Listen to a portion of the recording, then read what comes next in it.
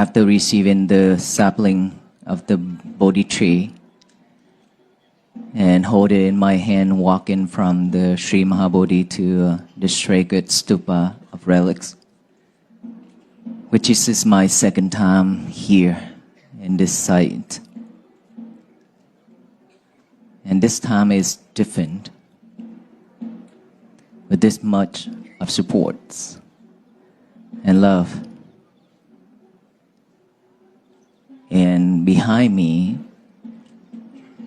is the art of work.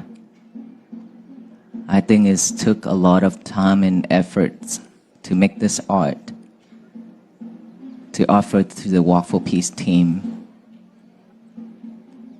We're very honored and grateful for that.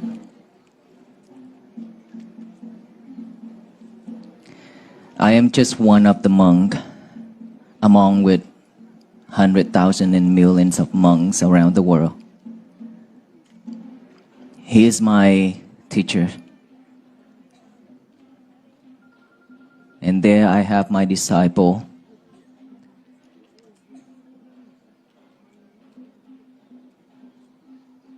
I ordained to become a monk now 17 years. 17 years, not too long. I'm still a baby.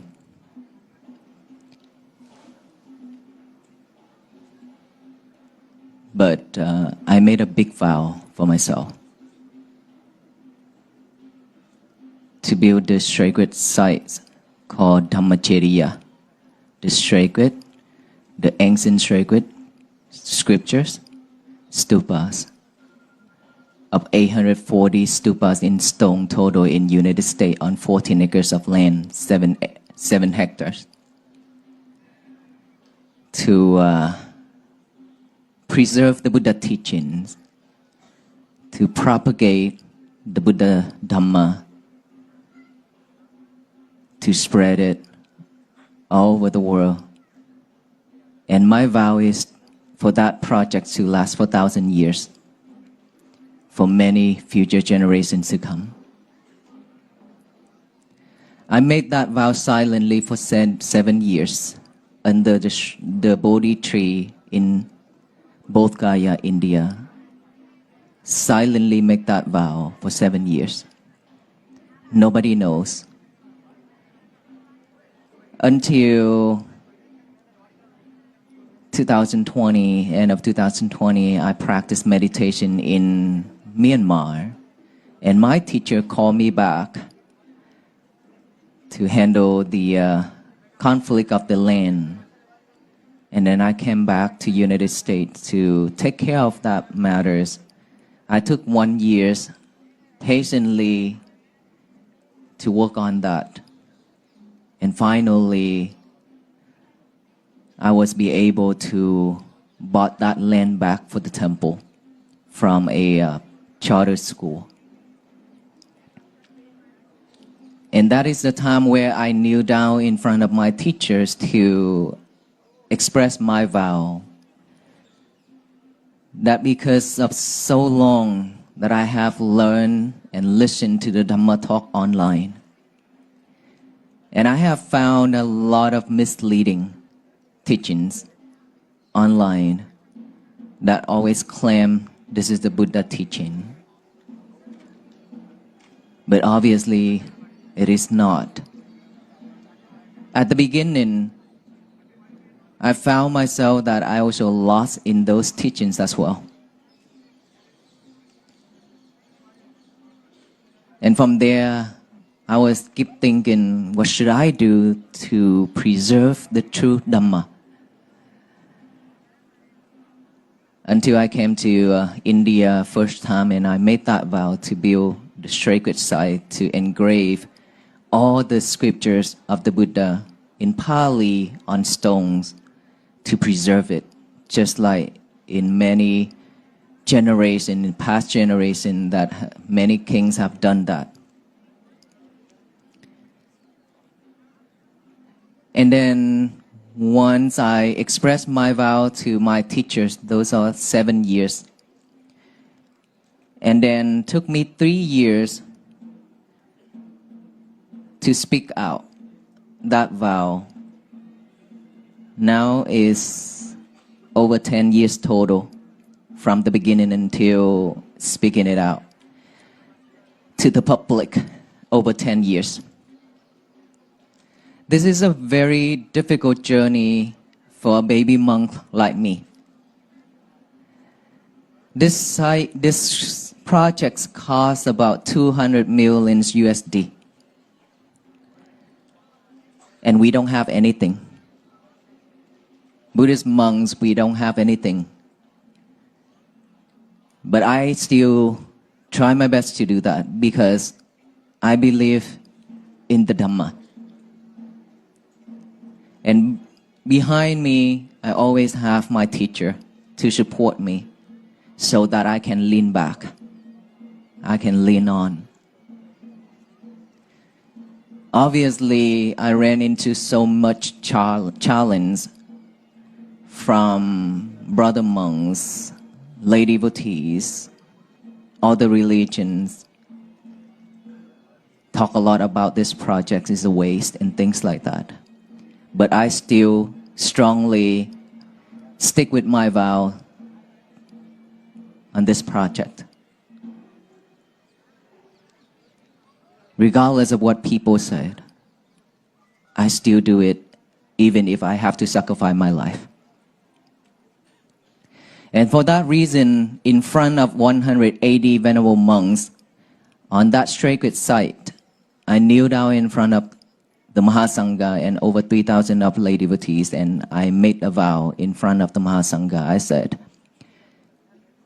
if within this lifetime, if I'm lack of merit, I cannot finish this project, I wish that I can reborn and reborn and reborn to continue that project until I get it completed. And from there, I travel around the world, travel around the United States and the world, and India, to talk about this project, to call for support. Because I want all the people in this world to be part of this project. Even a very little support. Even just a very little. I would love for them to be part of this project. That project is not mine. It's not my teachers. It's not our temple project, but it's Buddhist project. It's our project.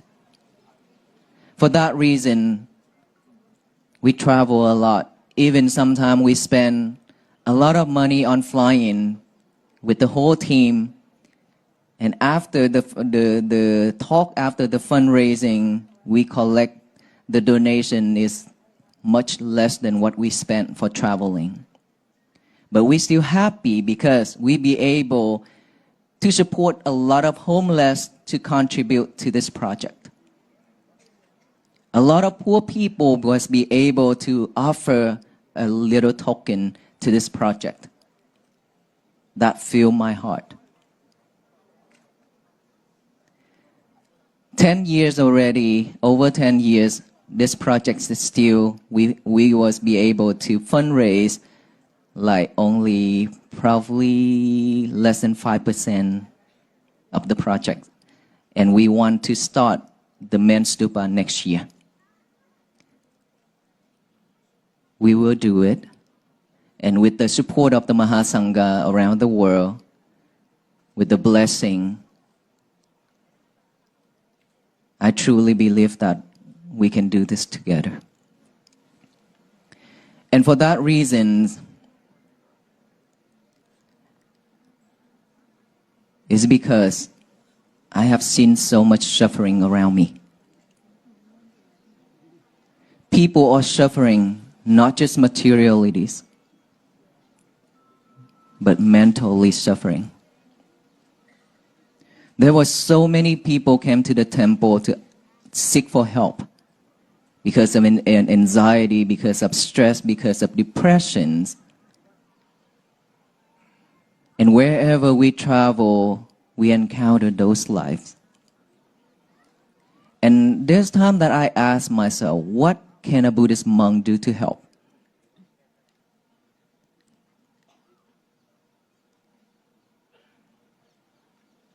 And then that is when I made a vow to build a project and made a vow to walk for peace. To raise the awareness of peace that is always with us. Peace have never left us. It's just that we have locked that peace into one of the casket and left it somewhere, and we've forgotten. We only live with suffering.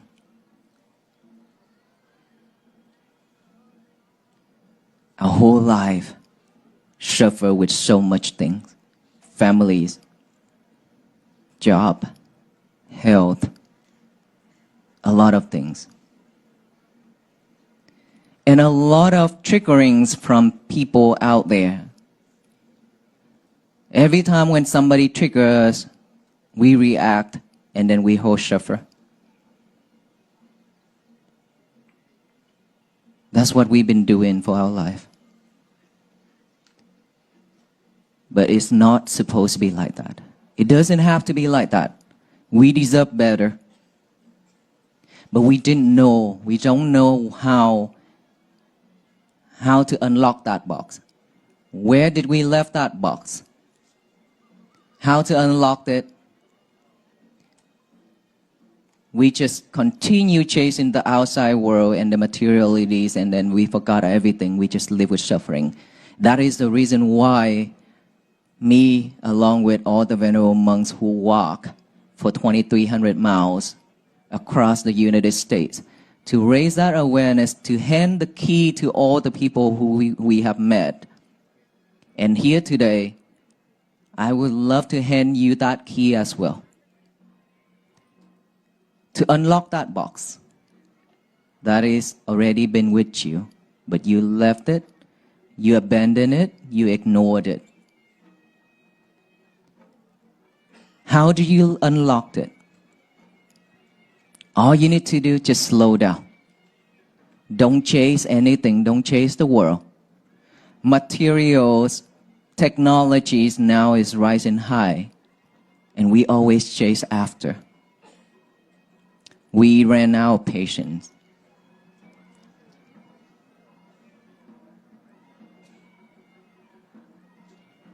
In the morning, we rush out the house. We rush to eat. We rush to come home and then cook, eat, washing dishes, go to sleep, and in the morning we rush out that house again. We repeated that every single day of our life.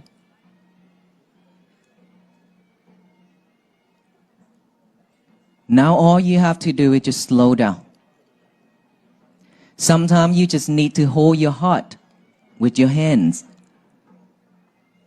Let us all put your left hand out over your heart, left hand over your heart, and right hand on top of left hand.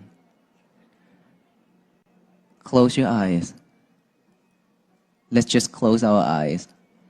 And then feel that heartbeat.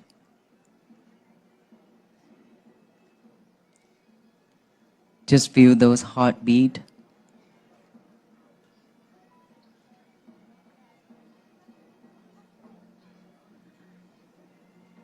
Pay fully attention to it.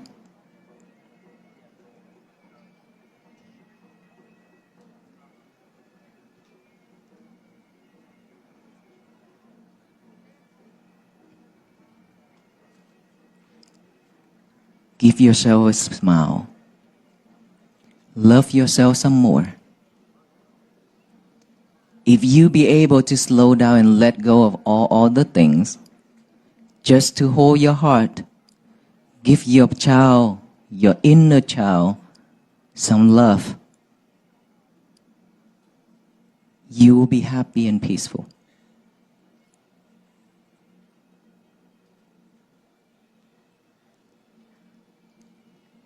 And then practice the mindfulness technique of breathing meditation every day.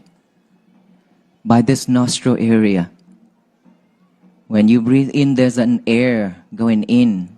You breathe out, the air going out. All you need to do is just aware of that air, that breath going in, aware of that breath going out, just by this nostril area. Just aware of it.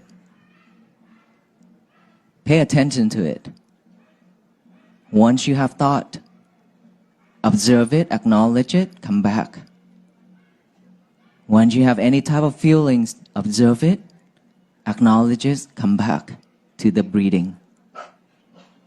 Any type of noise, any type of sound, just observe it, acknowledge it, come back to your breathing.